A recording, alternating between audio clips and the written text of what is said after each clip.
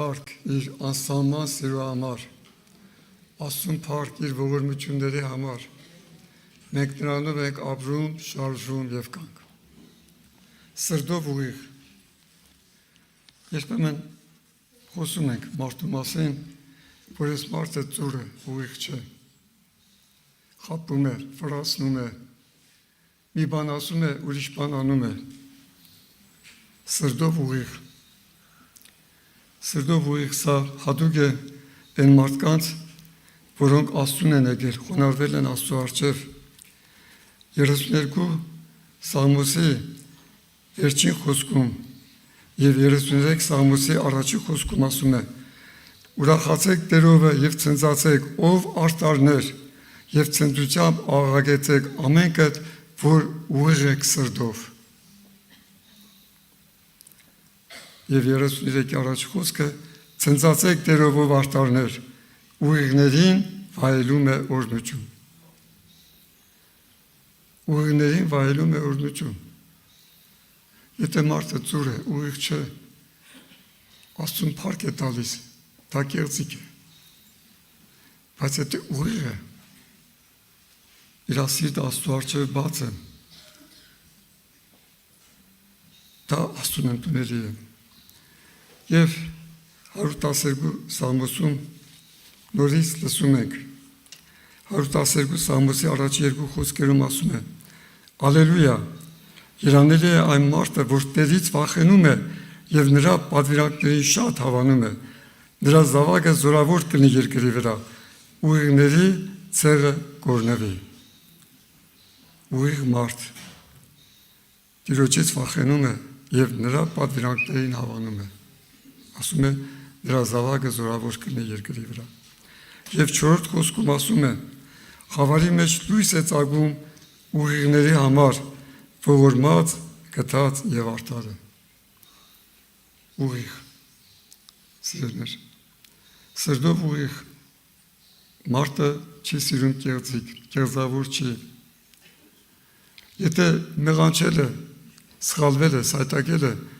անկեղծությամբ խոստովանվում է։ Առաջի թագավորաց գրքի 8-րդ գլխի առաջի խոսքերում լսում ենք.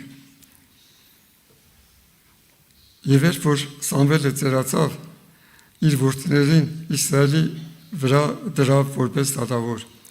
և նրա անձանիկ որդու անունը Հովել, և երկրորդի անունը Աբիա էր, և Բերսաբեումը անում էին դատավորություն։ Եվ նրա որդիքը չգնացին նրա ճանապարհների մեջ, այլ շահասիրության ետևից ընկան և կաշառք էին առնում և իրավունքը ծռում էին։ Սամվելը, Աստծու այս մարդը, որը մարգարե էր, որ Աստծու պատգամները Աստծուց արած Աստծու ժողովրդին էր բերում և իր դատավորության ժամանակ Իսրայելին օրհնություն եղավ։ Այստեղ ասում է, սիրելիներ, ինքը ծերացել էր, բայց իր որդիների մասին ասում է, որ իր որդիները սխալ ճանապարհով գնացին, հոր ճանապարհներով Աստծու առջև չգնացին, այլ շահասիրության ետևից ընկան և առնում էին կաշառք և իրավունքը ծռում էին։ Հետո 4-րդ խոսքից և Իսրայելի բոլոր ծերերը ժողովեցին և գնացին Ռամա Սամվելի մոտ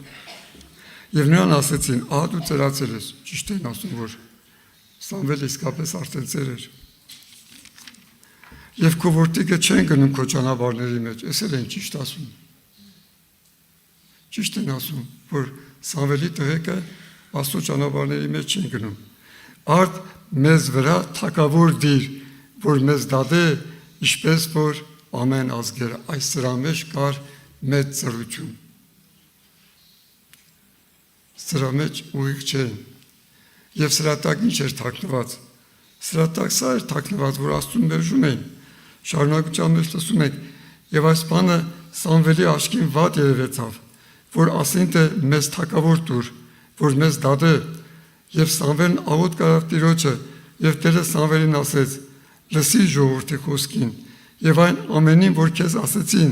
որտեղ նրանք ոչ թե քեզ են մերժում, այլ ինձ են մերժում, որ նրանց վրա չթագավորեմ։ Այո, Սամվելը ծեր էր, ճիշտ էր։ Նրա որդիքը չեն գնում Աստծո ճանապարհների մեջ, ճիշտ էր։ Բայց այն, որ ուզում են իրաց վրա թակավոր, սրա հիմնական պատճառը սա էր։ Իրանք չեն ուզում Աստծո թակավորությունը, չեն ուզում Աստծո առաջնորդությունը, այլ ուզում են վարվել իրանց խելքով, իրանց մտքով, իրանց գաղափարով։ Իրանց ճանապարհների մեջ չեն ուզում Աստծուն ճանաչել։ Եվ դրա համար Տերը Սամվելին ասեց, Սամվելի համար սա շատ դժվար էր, որտեղ Սամվելը հասկանում էր, որ սրանով մերժում են Աստծուն, Աստծո իշխանությունը, Աստծո թակավորությունը, եւ Տերը ասեց լսի իրանց, որտեղ իրանք ոչ թե քեզ են մերժում, այլ ինձ են մերժում։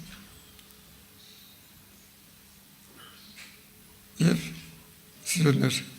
այո, սա Իսրայելի համար շատ ծանր եղավ։ Ժողովուրդը Աստծո առջև ուղիղ չէր։ Առաջի մնացորդած գրքում 20-րդ գլխի առաջի խոսքում լսում ենք 21 առաջին, եւ Սատանան Իսրայելի դեմ կանգնեց եւ գրգռեց Դավթին, որ Իսրայելին համրե։ Ուզում էր Դավիթը իմանալ իր ուժը, իր կարողությունը եւ հրաման տվեց, որպեսզի հասկացվի մարդու համար։ Սկզբում Հովաբը համաձայն չէր, ասեց Աստված թող քո ժողովրդին ավելացնի, բայց թակավոր էր, հրամայեց եւ իրան պետք է լսեին։ 7-րդ խոսքում լսում ենք. եւ այս բանը վատ երևաց Աստծո աչքին, եւ նա պատվասեց, այսին հարվածեց Իսրայելին։ Եվ Դավիթն ասեց Աստծուն. ես շատ մեղանչեցի, որ այս բանն արի, եւ հիմա աղաչում եմ ներիր քո ծառայ հանցանքը, որտեղ մեծ հիմարություն արի։ Եվ դրանից հետո ժանդախտը ժողովրդին խփում էր, ժողովուրդը ժանդախտի հարվածից մեռնում էր։ Դավիթը Տիրոջ առջև կանգնեց, սիրելիներ, գրված է համար 17-ում, եւ Դավիթն ասեց Աստծուն. ահա ես եմ հրամայել, որ ժողովուրդը համրեն, եւ ես եմ, որ մեղանչեցի եւ չարություն գործեցի, իսկ այս ոչխարները ինչ են արել, աղաչում եմ, թող ձեռքդ ինձ վրա եւ իմ հորտան վրա լինի, եւ ոչ թե քո ժողովրդի վրա, նրան բնաջինջ անելու։ Այդ տեսնում եք, սիրելիներ, Դավիթը ուղիղ է խոսում։ Ինքը չի մտածում, թե ոչ ժողովուրդն թող կոտրվեն։ Սիրում էր ժողովուրդին, իր սիրտը ցավում էր։ Եվ ինքը անկեղծությամբ խոստովանվեց, ասեց, այս մեղքը ես եմ գործել, եւ իմ հորտունը, իսկ այս անմեղ ոչխարները ինչ են արել, որ իրանց հարվածում ես։ Տերը իր խոստովանությունը ընդունեց, լսեց եւ ասեց սեղան շինի, սոմատուցիր, իմանունը կանչի, եւ գրված է 25-26 խոսքերում, եւ Դավիթ այնտեղի համար, որ նային կշերկով 600 սյուկը ոսկի տվավ, եւ Դավիթը այնտեղ սեղան շինեց Տիրոջ համար, եւ ողջակեց ու խաղաղության զոհեր մատուցրեց եւ կանչեց Տիրոջը, եւ նրան պատասխան տվավ երկնքից ողջակեզի սեղանի վրա ուղարկված կրակով։ Սա այն դեպքերից է, որ Աստված հայտնապես պատասխանեց, երկնքից կրակ իջավ, զոհը այրեց, եւ Տերը ասեց հրեշտակին, եւ հրեշտակը ետ դարձրեց իր սուրը պատյանի մեջ։ Դավիթը Տիրոջ առջև ուղիղ էր, սիրելիներ, թեև մեղանչել էր, բայց իր մեղքը անկեղծությամբ Աստծո առջև խոստովանվեց։ Ասեմ, սիրելիներ, ուղիղ լինելը սա մարդկային որակ չէ, սա մարմնավոր որակ չէ, սա հոգևոր որակ է։ Աստված մարդուն ուղիղ կարող է դարձնել։ Աստված է մարդու հետ աշխատանք տանում եւ մարդը Աստծո առջև ուղիղ է լինում։ Հիշենք Սամարացի կնոջ պատմությունը։ Տեր Հիսուսը խոսում էր Սամարացի կնոջ հետ։ Տեր Հիսուսը խոսեց կենդանի ջրի մասին։ Տեր Հիսուսը ասեց. ամեն ով որ խմի այդ ջրից նորից կծարավի, բայց այն ջուրը, որ ես նրան կտամ, նա հավիտյան չի ծարավի, այլ այդ ջուրը իր ներսին աղբյուր կլինի, որ հավիտենական կյանքի համար կբխի։ Կինը ասեց Հիսուսին. Տեր, ինձ տուր այդ ջուրը, որ խմեմ։ Հիսուսը ասեց. գնա ամուսնուդ կանչի գա, կինը ասեց ամուսին չունեմ, սա ծուր ասեց, դուրս չասեց, ծուր ասեց սիրելներ, բայց Տիրոջ աշխատանքը, իրա որ դու ամուսին չունես, 5 ամուսին ես ունեցել, և հիմա որ ունես, նա քոնը չի, 5 ամուսին է ունեցել և 6-րդ հետ էլ կապած, բայց սկզբում ասում էր, ամուսին չունեմ, մաքուր կնիկ եմ, Տիրոջ աշխատանքն էր, Տերը լուսավորեց, Տերը ցույց տվեց իր փառքը, որ այո նա քննում է սիրտ ու երիկամունք, և կինը ասեց, ես տեսնում եմ, որ մարգարե ես, այս արդեն ուղիղ խոսեց, մինչև հետ ծուր խոսեց, որ ես մարդ չունեմ, բայց հիմա իր մեղքը խոստովանեց, ասեց, ես տեսնում եմ, որ մարգարե ես, ասին ինչ որ իմ համար ասում ես դուզը, և այո սիրելներ, այս կինը ապաշխարեց, և Հիսուսով կյանք գտավ։ Նման ձևով է սիրելներ, Զաքեոսը,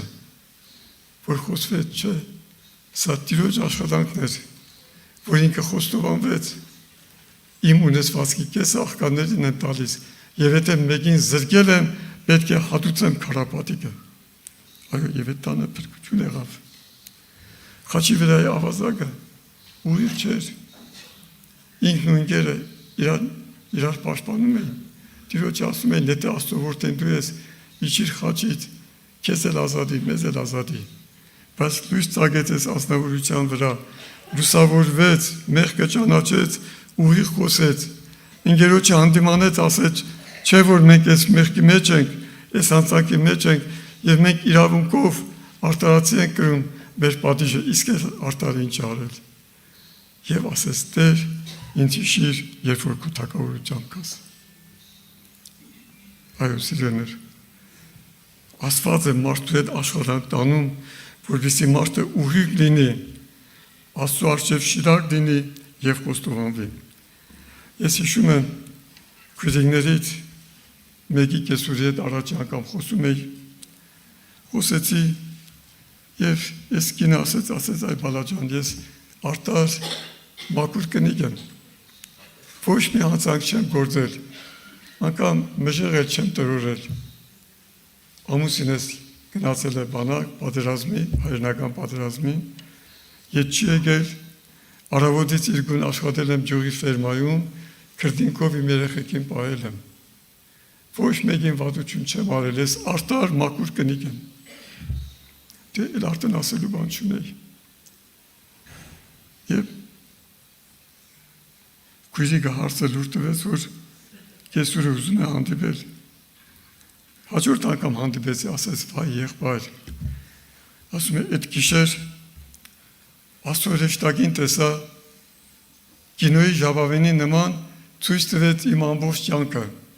փոքր ժամանակից մինչև այսօր ասում է, եղբայր, անգամ ցույց տվեց հարց ժամանակից մեղքն էր, երբ որ հարց էի, երբ որ հարևանի հայատով անցա, հարևանի բուրտը փրած էր, հարևանի բրտից վերցրի, մցրի իմ փեշի տակ և դու մտածում եղբայր անգամ էդ էր հրեշտակը ցույց տվեց։ Մինչև այդ ասում էր ուղիղ կնիկ եմ, մաքուր կնիկ եմ, մեղ հանցանք չեմ գործել, բայց հիմա Աստծո լույսը, որ իր վրա ծագեց, իր մեղքը խոստովանում էր։